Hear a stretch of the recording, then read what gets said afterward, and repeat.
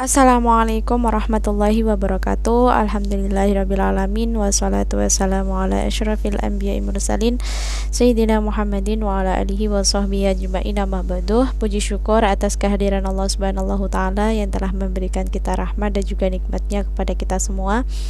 Salam serta salam semoga tetap tercurahkan kepada junjungan kita Nabi besar Muhammad SAW, di mana telah memberikan kita kesempatan, telah diberikan kesehatan untuk bisa berkumpul dan juga berdiskusi, bertukar pikiran dan berdialog. Semoga hari ini bermanfaat dan barokah, amin amin ya rabbal alamin. Jadi kita lanjut ke materi yang motivasi dalam berkarya, gimana dalam pengajaran sastra di sekolah. Nah, variasi di berbahasa menjadi pusat pembelajaran bahasa gitu. Ini berarti modal pembelajaran bahasa yang harus mencakup sebanyak mungkin gitu kegiatan yang berlangsung berbahasa Indonesia gitu, termasuk di dalam kegiatan pelangsungan berbahasa Indonesia. Ini keterampilan menulis atau melalui keterampilan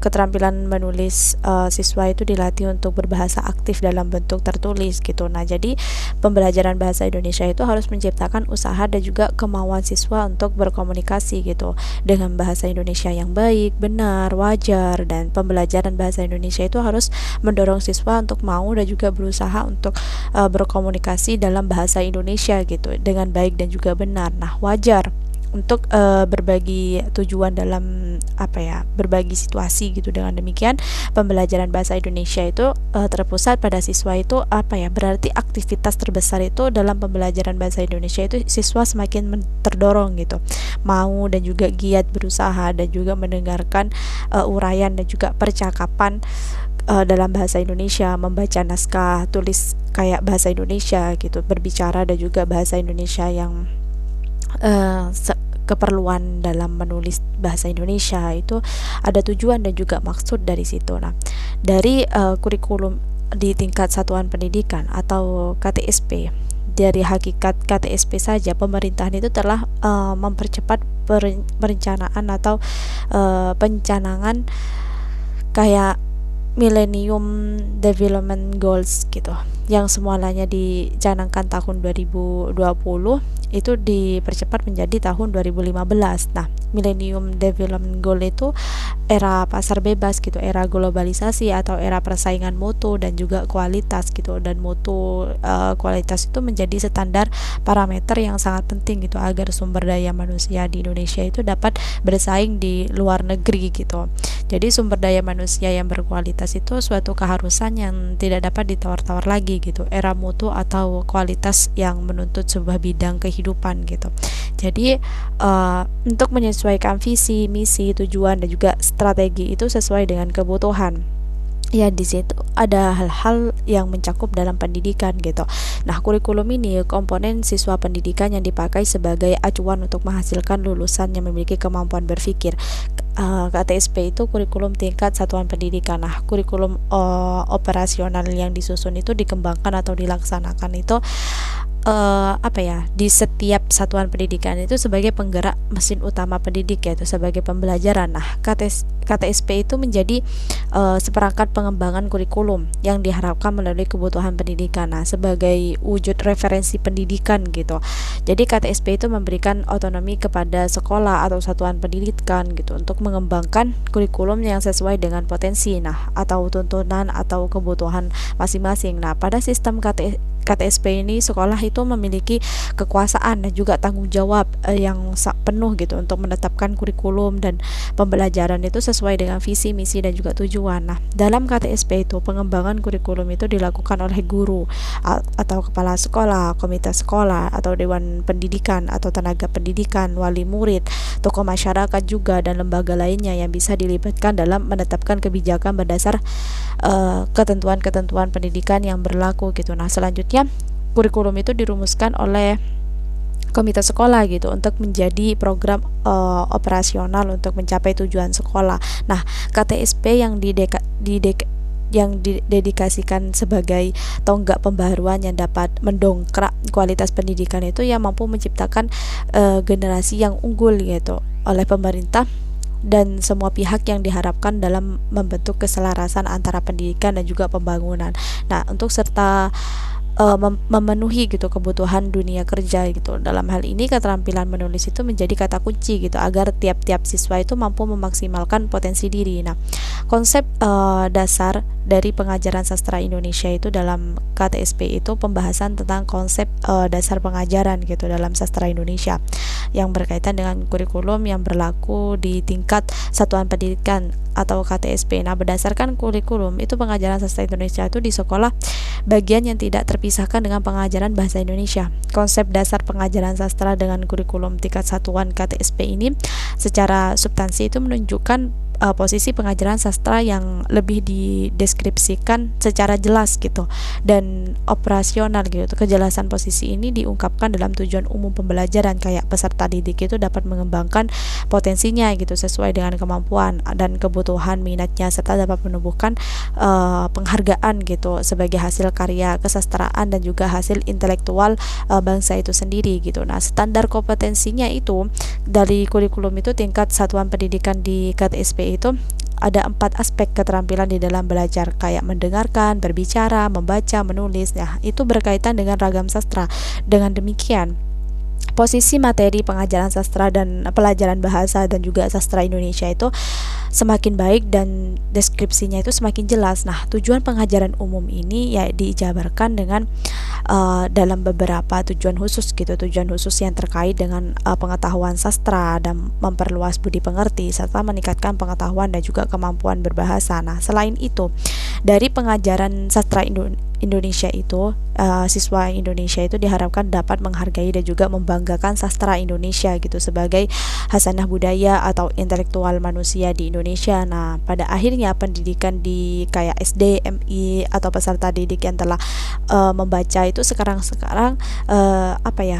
buku sastra atau non sastra itu dapat dimanfaatkan gitu. Adapun standar kompetensi dalam kemampuan bersastra itu disebut dalam kurikulum gitu.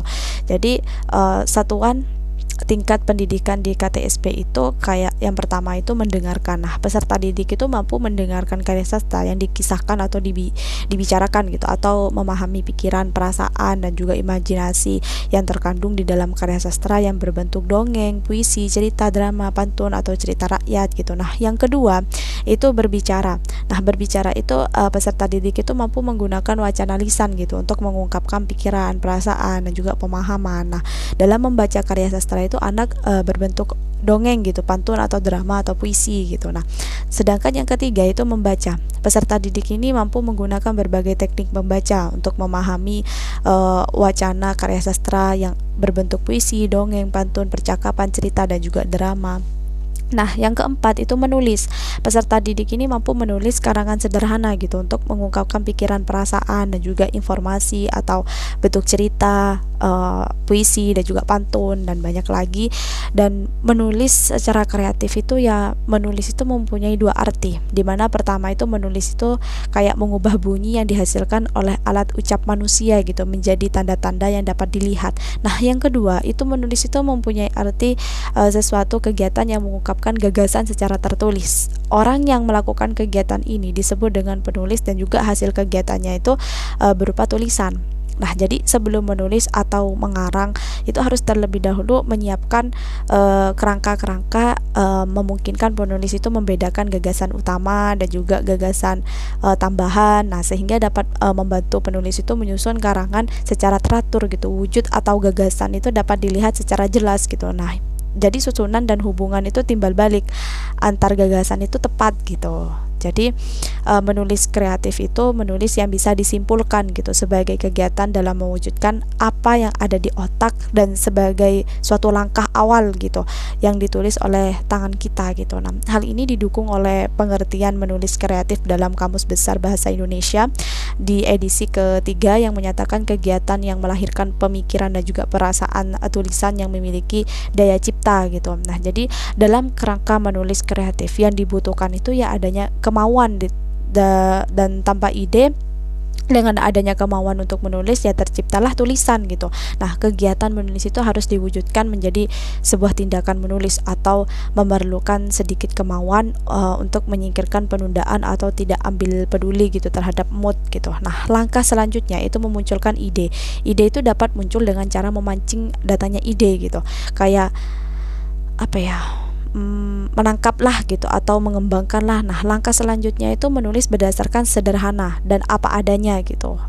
Menulis itu sebagaimana berbicara supaya dipahami, dan menulis itu harus dilakukan secara cepat atau membatasi waktu. Nah, menulislah yang sebaik mungkin dan lalu edit. Menulis itu tidak boleh dilakukan secara bersamaan dengan mengedit gitu. Nah, hal ini untuk menghindari penyebutan kalimat yang baik dan juga buruk. Nah, yang paling penting menumbuhkan semua yang ingin disampaikan, mengeluarkan semua yang ingin disampaikan. Pada saat mengedit itu otak akan bekerja untuk menyusun tulisan yang dibuat sehingga mengalir dan mudah dibaca gitu. Nah, ubah susunan kalimat, kalau perlu buang bagian dari kalimat atau kalimat itu sendiri gitu. Jadi dirasa itu tidak tepat, yang mungkin kalian itu menurut kalian itu tidak tepat gitu. Udah pikirkan pilihan kata yang dianggap kuat gitu dalam cerita kalian. Nah, pikirkan pilihan kata yang dianggap kuat. Nah, cara lain yang dapat dilakukan untuk menulis kreatif itu ya dengan menggunakan kata kunci gitu. Kata kunci ini digunakan untuk mengawali sebuah paragraf, di mana pengembangan paragraf itu dilakukan kayak pengembangan kata kunci dengan cara menguraikan secara detail gitu mengenai karakteristik gitu kata kunci menulis. Nah, bisa ditinjau dari kegunaan bentuk, warna, ukuran, letak atau rasa, sifat, aroma atau cara penggunaannya gitu. Nah, misalnya pada sebuah paragraf itu digunakan 3 kata kunci yang sepertinya itu tidak ada hubungannya. Nah, ternyata setelah mengalami tahap pengeditan itu akan terbentuk sebuah jalinan yang memiliki keterkaitan dan juga bisa dipahami bahwa itu tersurat dan tersirat pada tulisan itu secara baik oleh pembaca gitu. Nah, dan metode menulis kreatif itu sebagai wujud kegiatan mengarang gitu memang perlu dilatih pada siswa gitu. Nah, jadi peran aktif seorang guru itu sangat diperlukan untuk membantu siswanya gitu, untuk menuangkan ide siswa itu perlu banyak latihan gitu untuk mengarang dan juga meningkatkan kreativitasnya gitu dalam menulis. Nah, latihan ini ya ada umpan yang diberikan kepada siswa gitu agar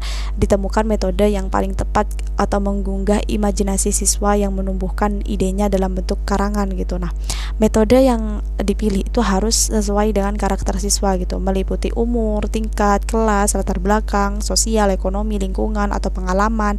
Nah, guru itu bisa mengambil bahan pemancing ide dari kebiasaan siswa yang pada umumnya itu senang dalam hal-hal yang masih bersifat hayal atau komik, dongeng, atau binatang, atau hobinya lah gitu. Nah, semua bahan pemancing ide itu bisa berupa visual, audio, atau audio visual. Itu dapat merangsang kreativitas siswa dengan kemasan yang menarik gitu. Jadi mungkin itu saja yang dapat saya sampaikan. Mohon maaf jika ada salah kata. Terima kasih atas waktunya. Wassalamualaikum warahmatullahi wabarakatuh.